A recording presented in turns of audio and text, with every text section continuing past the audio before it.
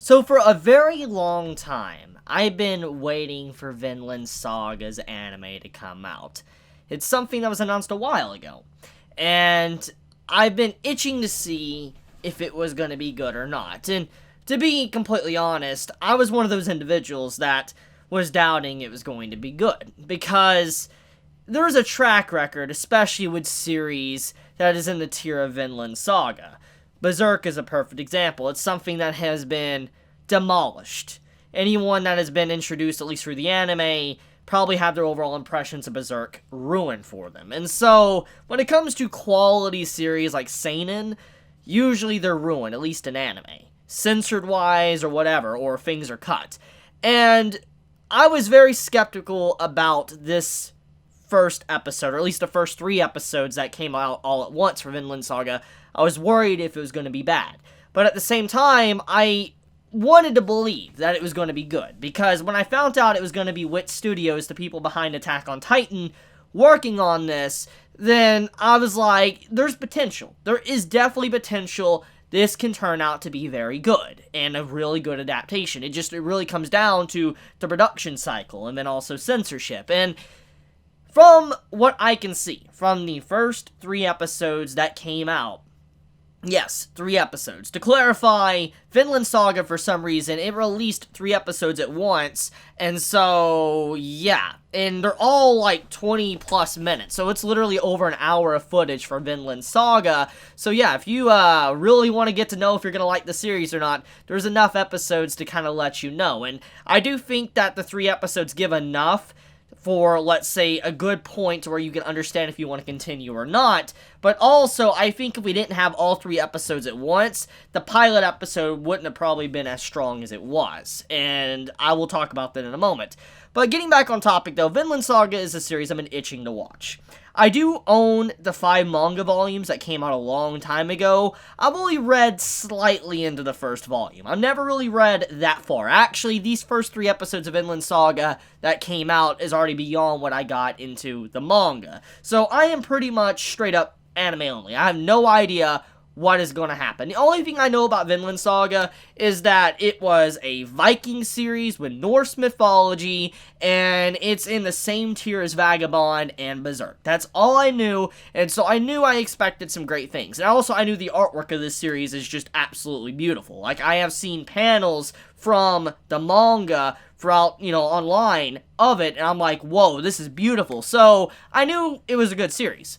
So I will say that these first 3 episodes got my attention, definitely makes me want to continue watching, and potentially even reading the manga, because I do own the 5 volumes. It's literally like right behind me on the bottom shelf, and I do want to read it, because after seeing this first 3 episodes, it's good. It's definitely good. Now, I have to say that after everything I have seen, I've watched a lot from this season already. I haven't put up first impressions for everything yet, but I've watched a lot from this season. And I definitely will say, Vinland Saga's first 3 episodes definitely, I think, is the strongest start. It's comparable to Fire Force and Dr. Stone, but I do love the theme of Vinland Saga more so than the other 2. Because there was definitely a mature story going on with a lot of life lessons you can learn from it, especially what you saw going on towards the end of the 3rd episode. So, I am thinking that this is probably the best first introduction, first impressions, or a best series, okay, to clarify, from this season I've seen so far. It is definitely a good one. Okay, so let's get right into it. As someone that doesn't really know what to expect, I'm going to assume that the father figure, Force, the one that is the father to our MC, the blonde-haired boy, I'm assuming Force is going to die. Because when you look at the opening song kind of gives some things away.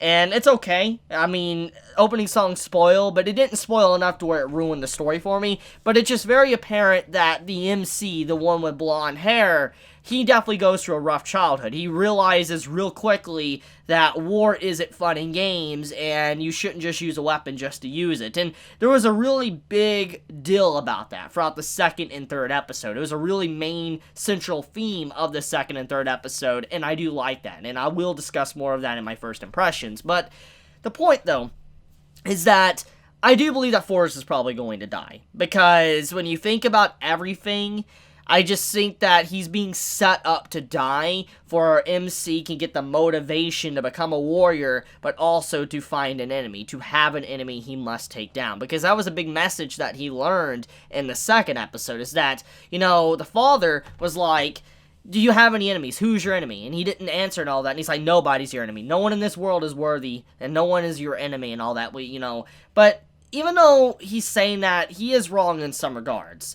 There is enemies. But he was basically trying to say nobody deserves to die. That's kind of what he was trying to say. And he changed a lot as an individual. You can see that. Especially when you compare the starting of the first episode to what we saw at the end of the third episode. He's a very distinct and different character. Like, they're completely different characters when you compare just the time frame between them. And I think that the MC, the boy, he's probably going to learn from whatever happens to his father to become a little bit better of a warrior, but do it in a different way that his father never did. So I am looking forward to that. Now, I don't really know what the objective of the series is. I mean, I know it's probably going to be a little bit more different than what we're used to, something very simplistic of, wanting to become a pirate king, or, wanting to become a Hokage, or, etc. It's probably going to be a lot more vague, probably. A very vague goal, but also something that is more of a journey for the character to mature and figure out what he wants in the end. Something like that. But I do think that anyone that does like a serious story and loves Vikings, you're probably going to fall in love with Vinland Saga. I already knew I already like Vikings and Norse mythology, so if you like any of those type of themes, then you'll fall in love with this, so give it a shot if you haven't. But okay, let's talk about the character, the themes that was presented throughout the first 3 episodes, or the pilot, first 3 episodes.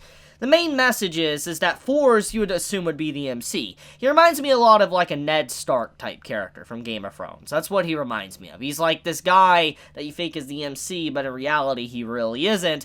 But you learn a lot from him. Some of the things that he's done good, but also because of his, the way he goes about his life, or what he's determined to do, his objective, it might cost his life. And I'm assuming that's probably what's going to happen. Because of how he doesn't really want to take another life, he doesn't like killing or anything, it's probably going to cost his life. Or he might step over the line just to protect his child. We'll really get to see. But for now, though, the main message is that it has a very dark beginning.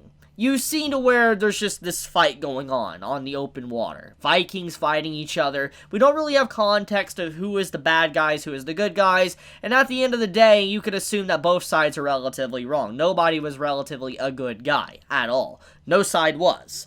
But regardless of that opinion, though, Forrest, the character that we were introduced with, and you might assume is the MC, he has like a brief little daydream to where he envisions his wife and all that. He's thinking about what he could have, and then he comes back into reality, he fights, and then when he jumps into the water, he lets go of the blade. And it's very symbolic. When you see him drop the blade, when he's holding it, he's looking at it, he drops it down on the bottom of the lake. It's kind of like him throwing down the sword and being done with it, and he went to shore to go to his family. He deserted, which obviously deserting the military is something it's really bad. You shouldn't do. But he did it because he wanted to be with his family. He realized he just did not like being a part of this lifestyle anymore. He just woke up. And you come to find out the reasonings for this. Some might be quick to throw him under the bus and say he was a coward.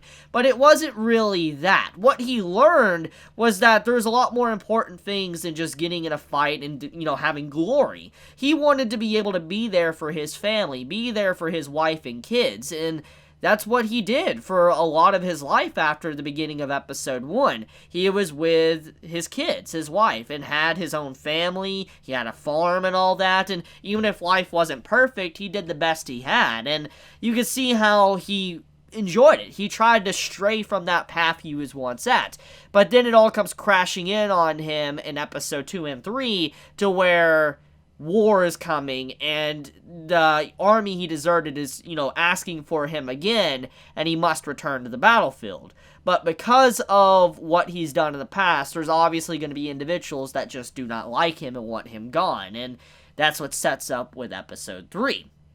And so you have it to where he's potentially going to lay down his mantle, his overall objective to his son, to let him realize what he needs to do to be a better man than he was. And like I said, I think that's the main objective, especially when you look at the opening song and how the MC kind of changes as he, grows older and older. But I like the first episode. It's definitely giving enough context to understand the main themes here, is that, war might seem like it could be crazy or chaotic, glory, whatever, and you could see a lot of the greenhorns that were a part of the village that were all for it and all that, the war and all that, they didn't truly understand how horrific it was, and you could see the ones that actually experienced war were very different. The tone in general, 4's tone was completely different from the ones that had never experienced it in the first place, and when you see that they have to actually do manual labor and, row the boat and stuff, they were very exhausted, they didn't want to do it, and no one really wants to do stuff like that's very exhausting, but it is a part of it, and you could just see from their overall demeanor, they had no idea what they were really getting themselves into, or what they were doing at all, and so that is the sad part about all of this, is that, they're gonna learn, but probably they're never gonna be able to actually take it back and have another chance, because it's probably gonna be their only chance, and they're dead. So yeah, I mean, it's definitely a good start to a series. I don't know if they cut anything or censored anything, but at least from what I watched from the first 3 episodes, it gave me enough information to know if I want to continue or not, and I definitely do. It was definitely an enjoyable watch. I had fun from start to finish. So, another thing I think I want to kind of clarify is that there is definitely some things within this series that I think many might not like. Obviously, if you're wanting something that's probably going to be pure on action, you're probably not going to like this. I do believe it's going to have a lot of action. I just don't think it's going to have action that's consistently every single episode. I think it's going to be more along the lines of like a character-driven story and seeing them grow, kind of like how Guts grows in Berserk. I'm assuming that's what's going to happen to our main character. He's going to grow as a person and have fights along the way. So yeah. Let me know your thoughts in the comments below, how you felt about this week's episode of Vinland Saga. How'd you feel about the first 3 episodes? Did you enjoy it? Did you hate it? Be honest. I'm very curious, and do you think it was worth the wait? And manga readers, let me know. How was this adaptation? Was it good? Was it bad? Please be honest. I really do want to hear that, because I know that this is a quality series, and I want to know how the first 3 episodes were. So I love you guys. If you enjoyed my content, please subscribe. If you like this video, please leave a like. And if you want to get notified for whenever I upload a video, please click the bell icon down below. And with that, Chibi out.